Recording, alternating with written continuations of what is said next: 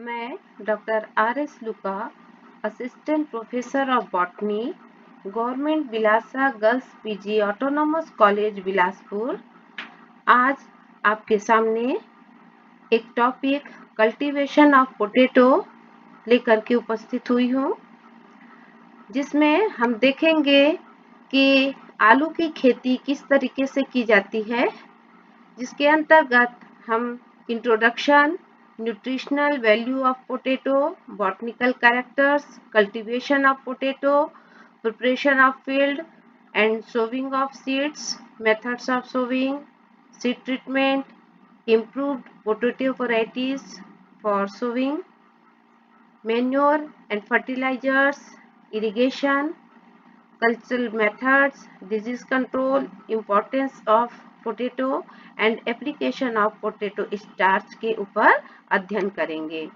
आइए हम इसका डिटेल में देखते हैं कि आलू जो है उसका कॉमन नेम हम सब जानते हैं कि इसको आलू बोला जाता है, पोटैटो इंग्लिश में, और बटाटा भी बोला जाता है। इसका बॉटनिकल नेम सोलेनम ट्यूबरोसम है, जो कि फैमिली सोलेनेसी के फैमिली के अंतर्गत आता है। इसका जो न्यूट्रिशनल वैल्यू ऑफ पोटैटो जो है उसमें protein, carbohydrate, mineral, vitamin C, B, potassium, lysine, iron, phosphorus, magnesium इत्यादि पाए जाते हैं। इसकी उत्पत्ति यदि हम देखें तो ये कंदी फसल में आलू एक प्रमुख खाद्य फसल है, जिसका उत्पादन विश्व के 126 से भी अधिक देशों में किया जाता है। उत्पादन तथा ऊर्जा प्रदान करने वाली फसलों में आलू का स्थान 5वां है। यूरोपीय देशों तथा उत्तरी अमेरिका में आलू प्रमुख खाद्य फसल के रूप में इस्तेमाल होता है, लेकिन भारत सहित अन्य विकासशील देशों में यह अधिकतर सब्जी के रूप में उपयोग में लाया जाता है। आलू एक स्वास्थ्यवर्धक पौष्टिक खाद्य पदार्थ है। आलू के शुष्क पदार्थ का उत्पादन गेहूं और चावल की तुलना में क्रमशः 2.6 से 3.8 गुना अधिक होता है, और मैदानी जो इलाके होते हैं उसमें आलू का उत्पादन रबी के मौसम में होता है, परंतु हिमाचल प्रदेश के उच्च पर्वतीय इलाकों में इसकी पैदावार अप्रैल से सितंबर महीने के बीच में होती है। दक्षिणी अमेरिका को आलू की उत्पत्ति स्थल माना जाता है, मतलब कि आलू जो है वो दक्षिणी अमेरिका से ओरिजिनेट हुआ है, और इंडिया में आलू जो है वो 17वीं शताब्दी में पुर्तगालियों के द्वारा लाया गया। इसके बाद एशिया और अमेरिका की बारी आती है, और आलू उत्पादित करने वाले देशों में रूस, Poland, Germany, France, Italy, Yugoslavia, England, India, Canada, Japan आदि प्रमुख कंट्रीज हैं। इंडिया में आलू की खेती उत्तर प्रदेश, बिहार और पश्चिम बंगाल में काफी मात्रा में होती है। हमारे छत्तीसगढ़ में भी इसकी काफी उपज पैदा की जाती है। अन्य प्रदेशों में कम क्षेत्रफल में आलू उगाया जाता है। आलू में यदि हम न्यूट्रिशनल वैल्यू देखते हैं तो आलू एक पौष्टिक आहार है। इसमें उच्च गुणवत्ता वाला प्रोटीन 2.5 से 3%, carbohydrate 16 to 20%, minerals 1%, vitamin C एवं विटामिन बी पाए जाते हैं, और उच्च कोटि का फाइबर्स भी इसमें पाया जाता है। यदि हम 100 ग्राम ताजे आलू में देखें तो 30 मिलीग्राम विटामिन सी की मात्रा जो है वो पाई जाती है, और पोटेशियम की मात्रा काफी अधिक होती है, जबकि इसकी तुलना में सोडियम की मात्रा कम पाई जाती है। इस हिसाब से आलू अत्यधिक रक्तचाप से पीड़ित व्यक्तियों के लिए उपयोगी है। इसमें लाइसिन नामक अमाइनो एसिड की बहुलता होती है। आलू कम ऊर्जा वाला खाद्य पदार्थ है। इस मान्यता के विपरीत इसे खाने से मोटापा नहीं बढ़ता है क्योंकि इसमें फैट नहीं होता है। 100 ग्राम ताजे आलू में 80 किलो कैलोरी ऊर्जा होती है। इसमें आयरन, फास्फोरस, मैग्नीशियम आदि भी पाए जाते हैं और लाइसिन के अलावा अन्य अमाइनो एसिड भी आलू में अच्छी मात्रा में पाए जाते हैं। इसका यदि हम बॉटनिकल कैरेक्टरिस्टिक्स देखते हैं तो आलू का पौधा कंद के रूप में या स्टेम जो है वो ट्यूबर वाला होता है, ट्यूबर कहलाता है। एनुअल शाक के रूप में ये इसका पौधा जो है वो पाया जाता है। प्रारंभ के वृद्धि अवस्थाओं में इसका तना इरेक्ट होता है, परंतु बाद में यह क्लाइंबिंग हैबिट प्रदर्शित करने लगता है। तना 30 सेंटीमीटर से 60 सेंटीमीटर लंबा हो सकता है। पत्तियां अल्टरनेट, कंपाउंड, यूनिपिनेट, इम्पेरिपिनेट और पिटियोलेट होती हैं। फ्लावर्स व्हाइट, येलो, ब्लू या स्ट्रिप्ड रंगों वाले होते हैं। फ्लावर प्रायः कंपेन्युलेट या जिसको हम घंटी नुमा कह सकते हैं इस प्रकार के होते हैं। स्टेमेंस एपिपेटलस होते हैं और फ्रूट जो है वो बेरी प्रकार का और 1.25 से 1.87 सेंटीमीटर व्यास वाला होता है। और तने के आधार से अंडरग्राउंड शाखाएं निकलती हैं जिनका शीर्ष स्टोरेज फूड मटेरियल स्टोरेज करने के कारण फूलकर मोटा, गोल और अंडाकार हो जाता है और इसी को ही हम ट्यूबर कहते हैं। ट्यूबर की सतह पर अनेक नोड्स और उनके साथ एक्सिलरी बर्ड्स भी पाई जाती हैं और प्रत्येक नोड और उससे संबंधित एक्सिलरी बर्ड को एक साथ मिला करके हम आई या आंख कहते हैं। जैसा कि डायग्राम में पोटैटो का जो ट्यूबर है उसमें आईज जो है वो हमको दिखाई दे रहा है। अनुकूल परिस्थिति में प्रत्येक आंख की जो कक्षस्थ कलिका होती है वो ग्रोथ करके नए पौधे में परिणित होने की क्षमता रखती है। नेक्स्ट हम देखेंगे कल्टीवेशन ऑफ पोटैटो। भारत का विश्व में आलू के उत्पादन में 5वां स्थान है। भारत में सर्वाधिक उत्पादन उत्तर प्रदेश में और उसके बाद पश्चिम बंगाल तथा बिहार के राज्यों में होता है। शीतकालीन आलू की फसल को औसतन 15 डिग्री सेंटीग्रेड से 18 डिग्री सेंटीग्रेड तापमान की आवश्यकता होती है और फ्रॉस्ट के प्रति आलू की फसल बहुत अधिक संवेदनशील होती है। 51 to 76 सेंटीमीटर वर्षा वाले क्षेत्र इसकी उपज के लिए उपयुक्त होते हैं और मृदा का पीएच मान 5.5 to 6 सबसे अच्छा माना गया है। 50 सेंटीमीटर से कम वर्षा वाले स्थानों पर इसकी खेती सफलतापूर्वक नहीं की जा सकती है। उच्च तापक्रम होने पर आलू की उपज घटने लगती है, पत्तियां छोटे आकार की बनने लगती हैं और प्रतिकूल जलवायु की अवस्था वाले क्षेत्र में अनियमित आकार वाले आलू के ट्यूबर्स जो है वो बनते हैं। नेक्स्ट हम देखेंगे preparation of field and sowing of seed. खेती की तैयारी हम कैसे करते हैं और बीज की बुआई जो है वो किस तरीके से की जाती है। पहली जुताई मिट्टी पलटने वाले हल से करते हैं। अगर हरी खाद हेतु फसल लगाई जाती है तो 25 से 30 दिन पहले ही मिट्टी की पलटाई कर देते हैं तथा उसके बाद 3 से 4 जुताई हैरो या देशी हल से करते हैं और हर बार ढेलों को तोड़कर मिट्टी को अच्छी तरह भुरभुरी बना लिया जाता है। हरी खाद की अनुपस्थिति में 8 से 9 हल जुताई की आवश्यकता होती है और मिट्टी में नमी भी होनी चाहिए। फिर हम देखेंगे कि बीज की बुआई जो है वो कैसे की जाती है। 1.5 सेंटीमीटर से 4 सेंटीमीटर तक की आमाप वाले आलू के ट्यूबर्स का उपयोग बीज के लिए करना उपयुक्त होता है।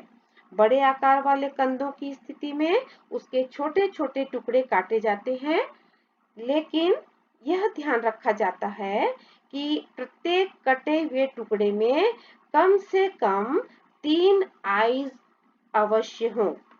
मध्यम आकार या छोटे आकार के कंद को बिना काटे ही लगाया जाना चाहिए। बड़े आकृति के कंद होने पर 15 से 20 क्विंटल प्रति हेक्टेयर और मध्यम आकार के होने पर 10 से 15 क्विंटल प्रति हेक्टेयर और उससे भी छोटे आकार के ट्यूबर होने पर 8 से 10 क्विंटल प्रति हेक्टेयर तथा कटे हुए टुकड़ों को लगाने की स्थिति में 6 से 8 क्विंटल प्रति हेक्टेयर बीज की आवश्यकता होती है।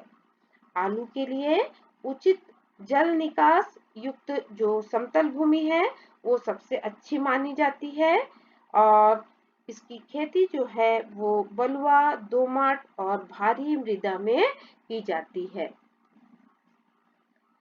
ये हम देख रहे हैं कि किस तरह से फील्ड को जो है वो प्रिपेयर किया जा रहा है, खाद डाला जा रहा है, ट्रैक्टर से जुताई जो है वो की जाती है और आलू के ट्यूबर्स जो है वो ग्रो करने के लिए लगाए जाते हैं।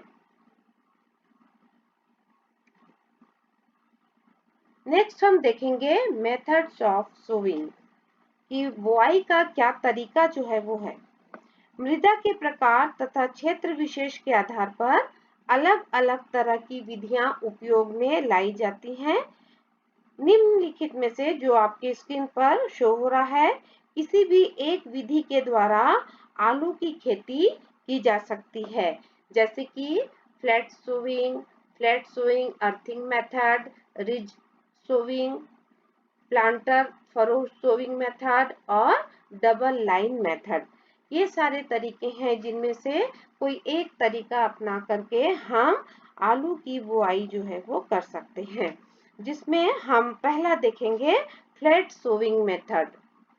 फ्लैट सोइंग मेथड में हम देखते हैं कि इस विधि में तैयार खेत में रस्सी की सहायता से उचित दूरी पर पहले लाइंस जो है वो डाल दिया जाता है ना। हम डायग्राम में देख रहे हैं कि ये फ्लैट मेथड में रस्सी की सहायता से लाइंस जो है वो डाल दिए जाते हैं और फिर छोटा फावड़ा या जूनियर प्लांटर से उस चिन्ह पर गड्ढा बना देते हैं और इन गड्ढों में उचित दूरी पर आलू के ट्यूबर्स को डालकर गड्ढों को मिट्टी से ढक दिया जाता है और गड्ढे जो हैं वो कल्टीवेटर या देशी हल से भी तैयार किया जा सकता है।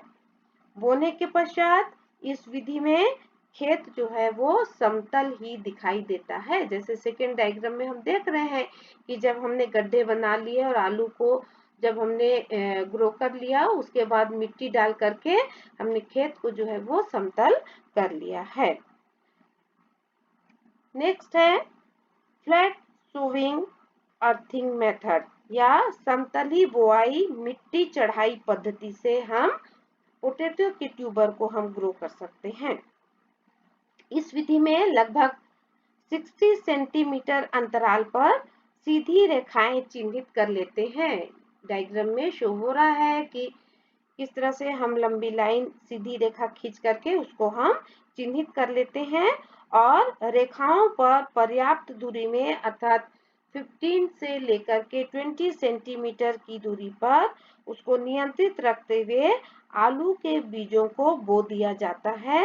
तत्पश्चात फावड़े की सहायता से बीजों पर दोनों ओर से मिट्टी चढ़ाकर मेड़ जैसा बना दिया जाता है।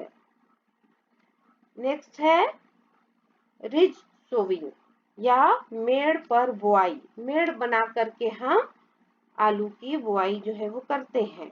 इस विधि में पहले वाली विधि के उल्टे अर्थात पहले मेड़ जिसकी ऊंचाई 15 सेंटीमीटर होनी चाहिए बना लेते हैं और फिर मेड़ के ऊपर 15 से 20 या 25 सेंटीमीटर की दूरी पर सीधी पंक्ति में 8 से 10 सेंटीमीटर गहराई में खुरपी की सहायता से आलू के बीज को डाल दिया जाता है।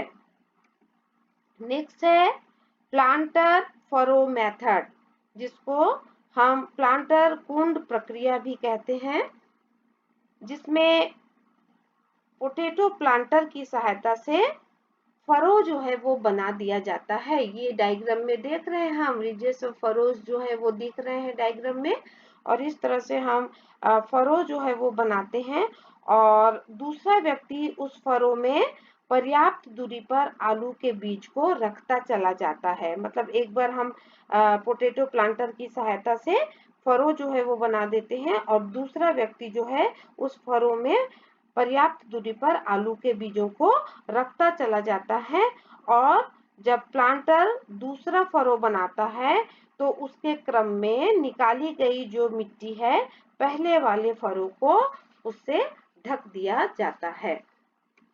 नेक्स्ट है double line method. Double line method के अंतर्गत इसमें लगभग 75 सेंटीमीटर की दूरी पर करीब 5 सेंटीमीटर गहरा फरो सीधी रेखा में तैयार कर लिया जाता है। डायग्राम में दिख रहा है स्पष्ट रूप से कि 2 लाइन में जो है वो आलू को हम ग्रो कर रहे हैं। तो लगभग 75 सेंटीमीटर की दूरी पर करीब 5 सेंटीमीटर गहरा फरो जो है वो सीधी रेखा में तैयार कर लिया जाता है। फिर फरो में खाद की मात्रा उपयुक्त खुराक के अनुसार से डाल दी जाती है और फरो के दोनों ओर एक एक पंक्ति अर्थात 2 पंक्तियों में आलू के बीज, या तो हम ट्यूबर या जो आई वाला जो पोर्शन होता है जिसको हम पीसेस करके हम काट लेते हैं, कुछ भी हम इसको लगा सकते हैं, इनकी बुआई जो है वो कर दी जाती है 2 पंक्तियों में। तो खेतों में नमी के ना होने की स्थिति में सिंचाई बुआई से पहले ही करना चाहिए। बुआई के तुरंत बाद सिंचाई करना उपयुक्त नहीं होता है। फिर हम देख लेंगे कि जो ट्यूबर्स होते हैं उनका जो ट्रीटमेंट है वो एरोसन या टेफासन के 0.25% सोल्यूशन में 5 से 10 मिनट उसको उपचारित करके पोटैटो ट्यूबर को सड़ने से हम बचा सकते हैं। और साथ ही जो राइजोक्टोनिया सोलेनाई के कारण जो होने वाला ब्लैक स्कर्फ डिजीज होता है वो भी इस केमिकल के द्वारा नहीं होता है।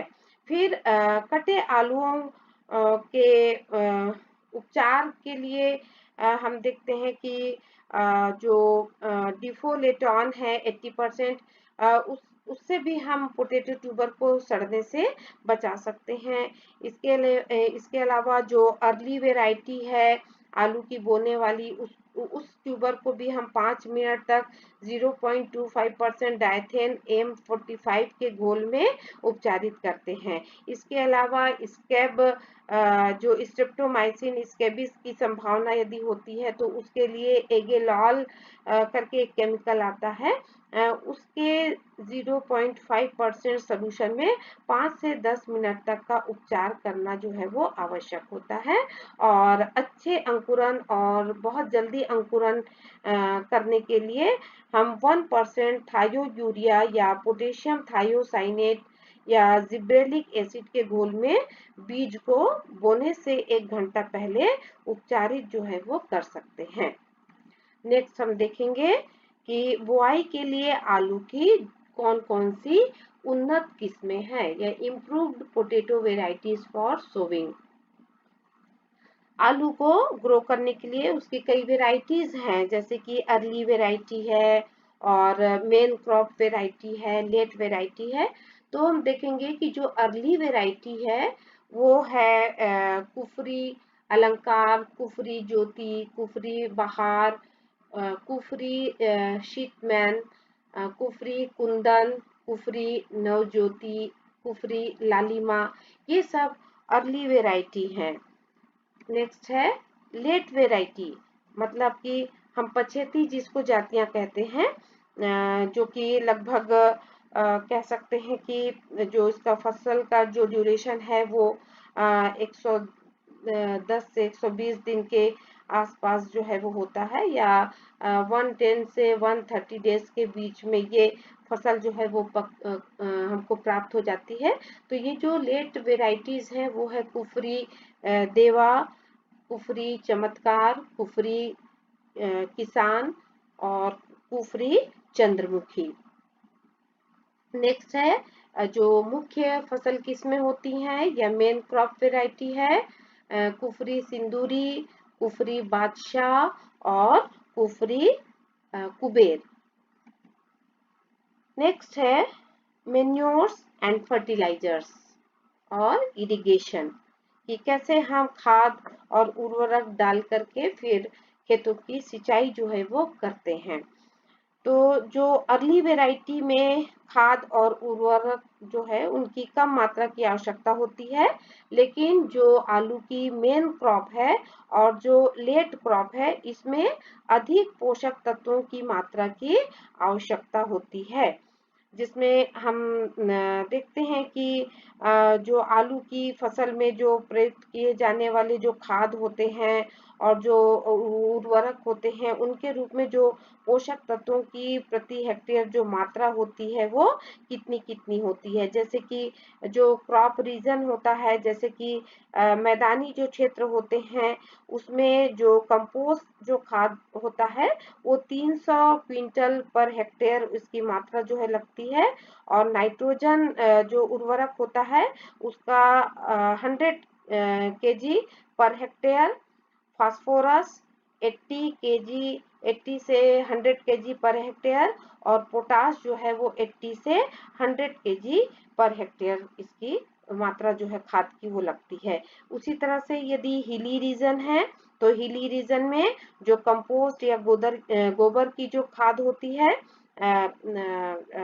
काऊ डंग की, वो 200 क्विंटल पर हेक्टेयर, और नाइट्रोजन जो है वो 80 to 100 kilogram per hectare, phosphorus 100 से 120 केजी पर हेक्टेयर, और पोटाश जो है वो 100 से 180 टू 100 केजी पर हेक्टेयर जो है वो लगती है। उसी प्रकार से जो ड्राईलैंड जो रीजन होता है वहां पर गोबर की खाद की आवश्यकता नहीं होती है, लेकिन नाइट्रोजन जो है वो 60 से 80 केजी पर हेक्टेयर, फास्फोरस भी 60 टू 80 केजी पर हेक्टेयर, और पोटाश भी जो है वो 60 से 80 केजी पर हेक्टेयर की आवश्यकता हमको ड्राई लैंड जो रीजन होता है वहां पर आलू की खेती के लिए लगता है। इसी तरह से यदि हम देखेंगे तो जो क्षारीय जो सॉइल होता है उसमें मैग्नीज की कमी और अम्लीय मृदाओं में मैग्नीशियम की कमी जो है वो सामान्यतः देखी जाती है। तो ऐसी स्थिति में फसल की प्रोडक्टिविटी में किसी भी प्रकार की कोई कमी ना हो, इसके लिए जो लकड़ी का बुरादा होता है उसका प्रयोग वो है मतलब सॉ डस्ट जो जिसको हम बोलते हैं उसका प्रयोग जो है वो बुआई के काफी दिनों पहले जो है वो करना चाहिए। फलस्वरूप जो बुरादा है वो फसल के बढ़ने से पहले अच्छी तरह से सड़ जाए, जिससे ट्यूबर की जो बढ़वार है आलू के ट्यूबर की वो सुगमता पूर्वक हो सके। फिर इरिगेशन की भी आवश्यकता जो है वो हम देख लेंगे कि जो इरिगेशन है वो जलवायु और सॉइल के प्रकार के अनुसार से निर्धारित की जाती है, और सिंचाई की जो संख्या होती है वो 5 से 10 बार जो है वो अलग अलग किस्मों के लिए हम देखते कि अलग अलग बार या टाइम में जो है वो पानी से सिंचाई जो है वो करनी चाहिए, और भूमि में नमी जो है वो जब 50% रहे तभी सिंचाई कर देना जो है वो अच्छा रहता है, और बुआई के 3 से 5 या 7 से 10 दिन पश्चात हल्की सिंचाई करना अच्छा होता है। फिर खेतों को सिंचित करते समय ये ध्यान रखना चाहिए कि मेड़ जो है वो कभी भी आधे से अधिक ना डूबने पाए, और खेतों में पानी का जमाव नहीं होना चाहिए। टपकाव विधि के द्वारा सिंचाई की सुविधा यदि उपलब्ध हो तो इस विधि के द्वारा सिंचाई करना अच्छा जो है वो माना जाता है, क्योंकि इससे उपज में सामान्य सिंचाई की तुलना में काफी वृद्धि जो है वो देखी गई है।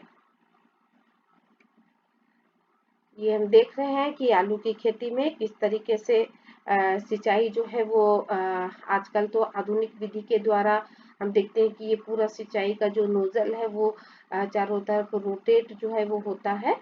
तो काफी अच्छे तरीके से जो है वो इस विधि के द्वारा, जो आपको डायग्राम में शो हो रहा है, आलू के प्रत्येक पौधे पर जो है वो पानी जो है वो आवश्यकता के अनुसार से प्राप्त हो जाता है। फिर है cultural method and weed control. बुआई के तुरंत बाद और जर्मिनेशन के पहले सैकड़ 1 किलोग्राम प्रति हेक्टेयर या ट्रिब्यूनिल 2 किलोग्राम प्रति हेक्टेयर प्रति 1000 लीटर जल में घोल करके खेत में छिड़काव करने से सभी जो एनुअल मोनोकोटिलिडन या डाइकोटिलिडन जो वीड्स होते हैं, है ना, जो एक बीजपत्री या द्विबीजपत्री जितने भी खरपतवार होते हैं, वो इस केमिकल के छिड़काव से समाप्त हो जाते हैं, नष्ट हो जाते हैं। और अंकुरण से पहले या मात्र 5% तक अंकुरण वाली स्थिति में जो अंकुरित पौधों को बचाने के लिए पैराक्वेट नामक दवा 2.5 लीटर पर हेक्टेयर की दर से छिड़काव करने से जो पेरिनियल जो ग्रासेस होते हैं, जैसे कि मोथा है और साइनेडॉन वगैरह है, दूब जिसको बोलते हैं, इनकी रोकथाम जो है वो हम आसानी से कर सकते हैं। और बुआई के लगभग 30 से 35 दिन बाद निराई करके पौधों पर फिर से मिट्टी जो है वो चढ़ा देना चाहिए। और आलू की फसल पर सामान्यतः 2 बार मिट्टी चढ़ाने का काम किया जाता है और मिट्टी चढ़ाने के बाद सिंचाई करना आवश्यक होता है। हम इसके लिए देखेंगे कि मिक्स्ड जो क्रॉपिंग होती है वो भी हम कर सकते हैं, कि जो शरदकालीन फसलों में आलू पर मिट्टी चढ़ाने के बाद आलू के मेड़ों के बीच बीच में हम गेहूं है और अपना रेडिश है, मूली और कैरेट है ना, और जो गर्मी की सब्जियां हैं, प्याज वगैरह है, ये सब लगाने से आलू के उपज में भी कमी जो है वो नहीं आती है और एक साथ हम कई क्रॉप जो है वो प्राप्त कर सकते हैं। और इन फसलों में जो खाद के रूप में डाले जाने वाले जो नाइट्रोजन होते हैं, उसकी भी मात्रा जो है वो बच जाती है इन क्रॉप को आलू के साथ में लगाने से। लगभग हम देखते हैं कि नाइट्रोजन की 80 से लेकर के 120 किलोग्राम मात्रा जो है वो बच जाती है। और सरसों की जो वरुणा वेराइटी है, उसकी भी मिक्स्ड जो क्रॉपिंग है वो पोटैटो के साथ में उपयुक्त मानी जाती है। यहाँ पर हम थोड़ा सा देख लेंगे कि हम आलू में होने वाले जो डिजीज हैं उसको कैसे कंट्रोल जो है वो कर सकते हैं। तो बीमारियों की रोकथाम के लिए, जैसे कि जो अपन को अच्छे से पता है हमें कि लेट ब्लाइट और अर्ली ब्लाइट ये बहुत ही कॉमन डिजीज है जो कि आलू के पौधे पर जो है वो पाया जाता है। और जो कि एक फंगस है अल्टरनेरिया सोलेनाई और फाइटोप्थोरा इन्फेस्टेंस, ये दो बहुत ही सीवियर डिजीज है आलू में, जो कि अर्ली ब्लाइट और लेट ब्लाइट पोटैटो के लिए रिस्पॉन्सिबल जो है ये फंगस होते हैं। तो ये आलू के बहुत ही प्रमुख रोग जो है वो माने जाते हैं। तो इन डिजीज से बचाने के लिए डाइथेन Z78 या डाइथेन M45 का 0.5% का घोल जो है वो 3 से 5 बार फसल पर छिड़काव करने से हम इस डिजीज से पौधे को जो है वो बचा सकते हैं। और जो ये आलू के ट्यूबर को और उसकी पौधों को जो है इस बीमारी से हम बचा सकते हैं। इसके अलावा हम देखेंगे कि 0.01% मेटासिस्टाक्स करके दवाई है 30 EC का 800 लीटर जल में इसका घोल बना करके प्रति हेक्टेयर छिड़काव करने से जो एफिड होते हैं, जिसको हम माहू बोल सकते हैं, इनके द्वारा ट्रांसमिट होने वाले जो वायरल डिजीजेस होते हैं, जैसे कि लीफ मोजेक डिजीज है या रूगोज मोजेक डिजीज है, इनको हम फैलने से रोक सकते हैं। इसके अलावा पेस्ट कंट्रोल जो है वो कर सकते हैं, पेस्ट कंट्रोल वगैरह, है ना। और भी बहुत सारे ऐसे हम देख रहे हैं कि ये पेस्ट कंट्रोल में हम देखते हैं कि जैसे एल्ड्रीन 5% एक रसायन होता है, इनको बोने से पहले भूमि में प्रयोग करने से जो कटवर्म होता है या जो व्हाइट ग्रब जो इंसेक्ट होता है, ये जो है वो नष्ट हो सकते हैं। नेक्स्ट है ये यहाँ पर डायग्राम मैंने लगाया हुआ है कॉटन लीफ हॉपर, है ना। कॉटन लीफ हॉपर जिसको हम कपास का खुद का एक इंसेक्ट जो है वो बोल सकते हैं, जो कि आलू की हरी पत्तियों का रस जो है ये चूसते हैं और इसके कारण संपूर्ण फसल की पैदावार जो है वो रुक जाती है। तो मेलाथियन का 50% को 1:500 के रेशियो से पानी में मिला करके 600 से लेकर के 700 लीटर प्रति हेक्टेयर की दर से इसका छिड़काव करने से इस कीट पर जो है, जो कि कॉटन लीफ हॉपर कहलाता है, इससे हम नियंत्रण जो है वो फसल की कर सकते हैं। इसके अलावा इपीला चाना बीटल करके जो है ये इंसेक्ट का डायग्राम मैंने डाला हुआ, जो कि आलू के लीफ पर ये उसको नुकसान पहुंचाने का काम करता है। इसको हम एपीला चाना बीटल जो है वो कहते हैं, जिसको हम छैना भी बोलते हैं। तो ये आलू को हानि पहुंचाने वाला सबसे प्रमुख कीट जो है वो होता है और ये पत्तियों को खा करके दोनों तरफ से छलनी कर देता है। डायग्राम में हम देख रहे हैं कि पहले वाले डायग्राम में जिसमें एक जो बीटल है वो दिखाई दे रहा है, जो कि पत्तियों को खाया है, तो कैसे उसमें छेद छेद जो है वो दिखाई दे रही है। दूसरे वाले डायग्राम में भी हम देख रहे हैं कि दो इंसेक्ट है जो कि आलू की पत्ती को खा करके उसको पूरा छलनी जो है वो कर दिए हैं। तो इसी प्रकार जो पोटैटो ट्यूबर मोथ है, ये भी आलू की खड़ी फसल को जो है वो हानि पहुंचाता ही है। और जो ये जो पतंगा है वो आलू की आइज में अंडा देने का काम जो है वो करते हैं, है ना। तो यहाँ पर तो हम अभी देख रहे हैं कि ये जो बीटल है वो किस तरह से उसकी पत्तियों को नुकसान पहुंचाने काम जो है वो कर देता है। तो यहाँ पर हम देखें कि ये जो पतंगा है, वो मोथ जो है वो 15 से 20 दिनों में कैटपिलर निकल उससे कैटपिलर निकल करके ट्यूबर्स में घुस करके उसको अंदर से खा करके खोखला जो है वो कर देता है। तो इन सब के लिए पैराथियन का 1 से 2% इसके डस्ट को जो है वो 25 kg प्रति हेक्टेयर की दर से फसल पर 2 से 3 बार छिड़काव करने से ये दोनों जो मोथ है और बीटल है, ये कीट को हम पौधों को नुकसान करने से, मतलब इन कीटों के द्वारा जो है पौधों को नुकसान होने से बचा सकते हैं। नेक्स्ट है एफिड।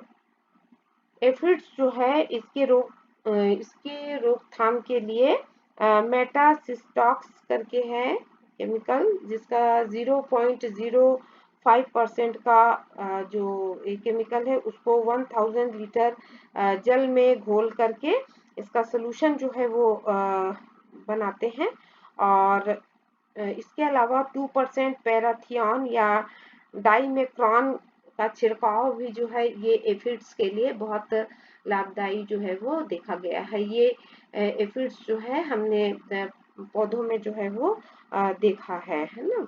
फिर जो नेक्स्ट हम देखेंगे कि अभी तो थोड़ा सा और मैं बताना चाहूंगी कि ये जो हार्वेस्टिंग है, फसल की जो खुदाई है, वो जो हार्वेस्टिंग से 2 सप्ताह पहले ही फसल में सिंचाई जो है वो करना बंद कर देना चाहिए।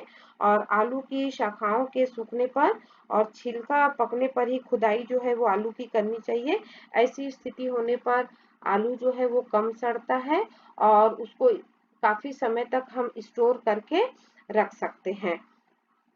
फिर है खुरपी या फावड़ा से आलू की खुदाई जो है वो की जाती है और खुदाई के पश्चात आलू को लगभग 3 से 4 दिन तक छाया में सूखने के लिए छोड़ देते हैं, जिससे जो उसके ट्यूबर्स में लगी हुई मिट्टी है वो झड़ जाती है और ट्यूबर जो पोटैटो ट्यूबर है वो साफ हो जाता है।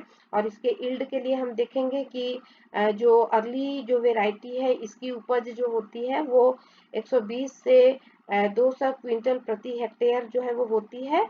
और यही जो अर्ली वेराइटी है वो किसानों के लिए बहुत लाभदायक होती है, क्योंकि प्रारंभ में नया आलू जो है वो बाजार पर बहुत ऊंचे दाम में बिकता है। और जो अर्ली वेराइटी से लगभग 125 से लेकर के 250 क्विंटल प्रति हेक्टेयर और मुख्य मेन जो क्रॉप है या जो लेट जो वेराइटी है आलू की पैदावार जो है वो 300 से लेकर के 450 क्विंटल प्रति हेक्टेयर जो है वो होता है। अब हम थोड़ा सा देख लेंगे कि आलू को स्टोर जो है वो हम कोल्ड स्टोरेज में किस तरीके से करते हैं। तो आलू का जो स्टोरेज है वो 1 से 5 डिग्री सेंटीग्रेड इस तापमान पर कोल्ड स्टोरेज में रख करके किया जाता है, ताकि वर्ष भर जो आलू के ट्यूबर्स हैं इसको ये अच्छे से स्टोर होके रहे। और जब भी किसान इसको बेचने के लिए लेकर के जाता है स्टोरेज से निकाल करके, तो उससे उसको मुनाफा ही हो।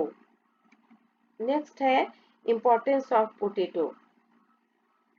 आलू का जो महत्व है, इसमें हम देखेंगे कि importance of potato as food है ना, कि किस तरीके से इसका महत्व जो है वो है। तो सबसे मुख्य तो है कि आलू की खाद्य उपयोगिता जो है वो बहुत ज्यादा जो है वो है, क्योंकि आलू के ट्यूबर्स को उबाल करके या तो बेक्ड करके, जैसे पहले डायग्राम में मैंने डाला है कि ये बेक्ड करके आलू को जो है वो लोग खाते हैं। नमक है, गोल मिर्च वगैरह डाल करके बेक्ड आलू को जो है वो खाया जाता है, उबाल करके, भून करके, है ना, बेक्ड करके, तल करके खाया जाता है। आलू की सब्जी बनाई जाती है और इसीलिए इसको सब्जियों का राजा भी जो है वो बोला जाता है।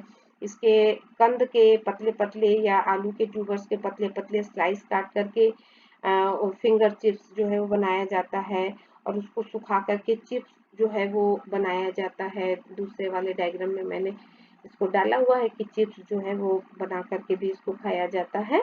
और आलू के को महीन टुकड़ों में काट करके 1.5 से 3% जो नमक का जो सोल्यूशन होता है उसमें डाल करके जो है 114 से लेकर के 120 डिग्री सेंटीग्रेड तक गर्म करके उसको एकाएक ठंडा करके, मतलब कि -37 डिग्री सेंटीग्रेड पर तुरंत गर्म आलू को ठंडा करके उसको कैंड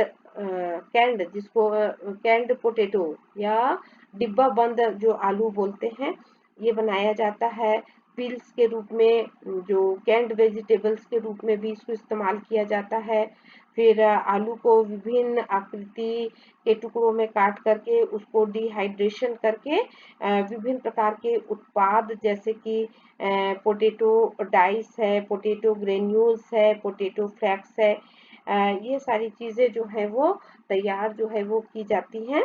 और अनेक प्रकार के खाद्य वस्तुओं के या एडिबल डिशेस के रूप में इसका निर्माण जो है वो किया जाता है। इसके अलावा आलू के प्रोसेसिंग से संबंधित सबसे आसान और पुरानी विधि जो है वो है आलू का आटा बनाना, है ना।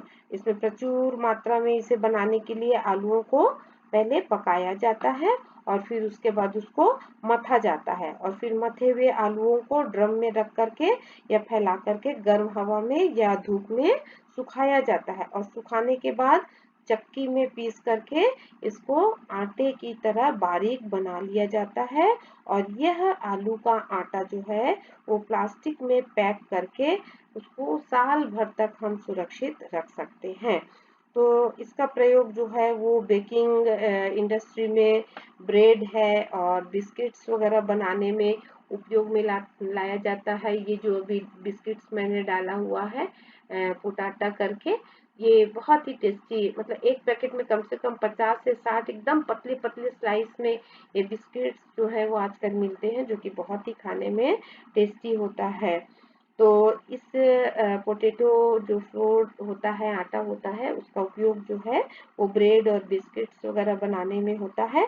इसके अलावा ये सूप में, ग्रेवी में और चटनी, बेबी फूड में मिला करके उसको गाढ़ा करने के लिए, और जो आलू की टिक्की बनाते हैं, खीर है या आलू भुजिया, आलू इडली, हलवा, गुलाब जामुन, इन सब को बनाने में इस पाउडर का उपयोग जो है वो किया जाता है। अब हम देखेंगे कि स्टार्च प्रोडक्शन और उसका जो एप्लीकेशन है, एप्लीकेशन ऑफ पोटैटो स्टार्च जो है वो किस तरीके से होता है। तो इससे पहले हम जो कि एप्लीकेशन ऑफ पोटैटो स्टार्च है, उससे पहले थोड़ा सा देख लेंगे कि जो आलू से स्टार्च का उत्पादन जो है या स्टार्च प्रोडक्शन फ्रॉम पोटैटो वो कैसे किया जाता है।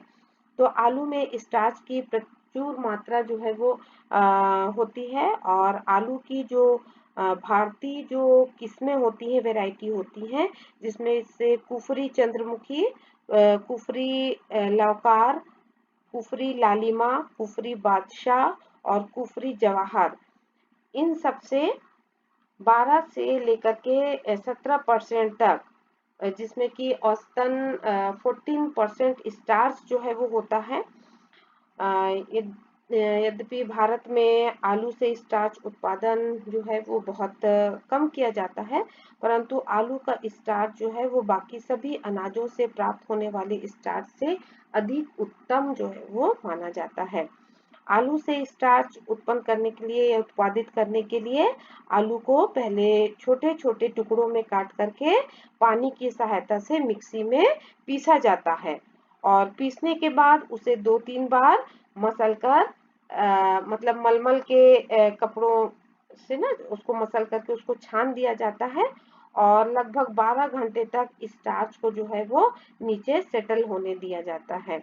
फिर नेक्स्ट डे या अगले दिन ऊपर का जो स्टार्च जो है वो नीचे बैठ जाता है, तो ऊपर का पानी जो है उसको स्टार्च से अलग किया जाता है, और फिर जो स्टार्च जो हमको मिलता है उसको हवा में सुखा करके या ओवन में डालेंगे, तो ओवन में 40 डिग्री सेंटीग्रेड तापमान पर स्टार्च को सुखाया जाता है और उसको पीस करके बारीक जो है वो कर लिया जाता है।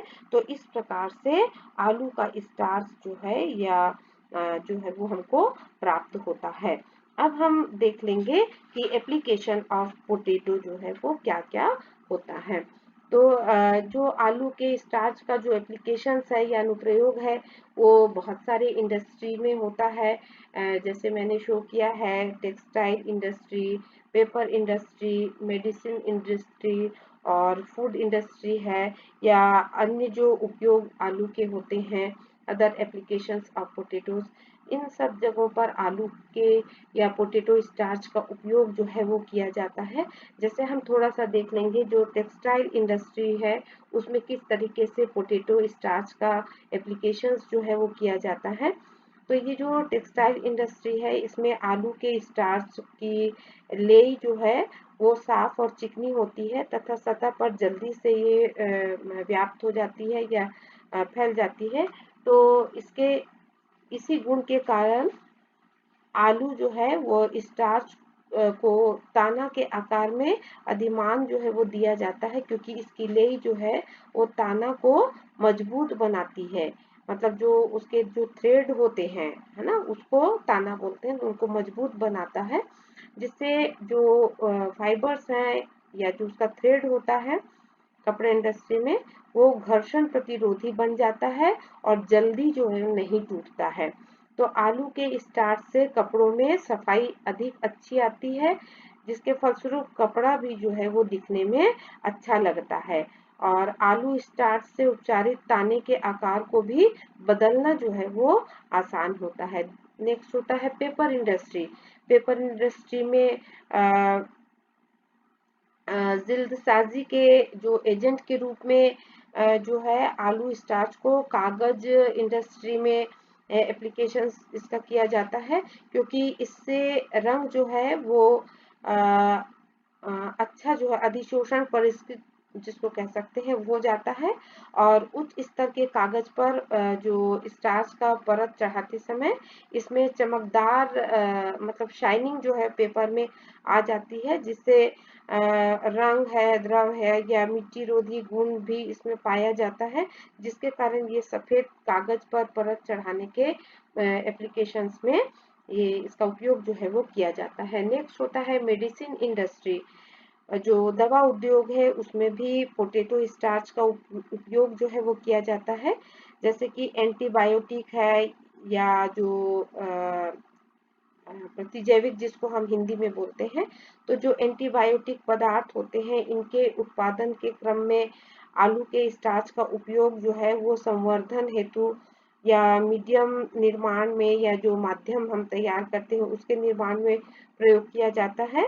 और आलू का स्टार्च जो है वो थोड़े रूपांतरण के पश्चात जो है वो मेडिसिन में या ड्रेसिंग पदार्थ आदि बनाने के लिए जो है उपयोग में लाया जाता है।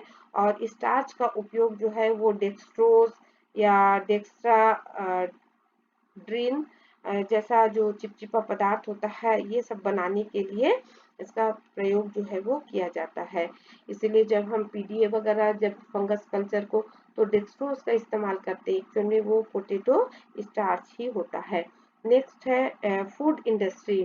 फूड इंडस्ट्री में तो बताने की जरूरत नहीं है, क्योंकि बहुत सारे खाद्य पदार्थ जो है वो आलू से तैयार जो है वो किए जाते हैं, लेकिन फिर भी मैं इसको चूंकि इसमें डाली हूँ एप्लीकेशंस में इसलिए इसको एक्सप्लेन करना चाहूंगी कि खाद्य या जो फूड इंडस्ट्री में इसे ग्रेवीज बनाने में, चटनी बनाने में, पुडिंग तथा सूप आदि बनाने में प्रयोग किया जाता है।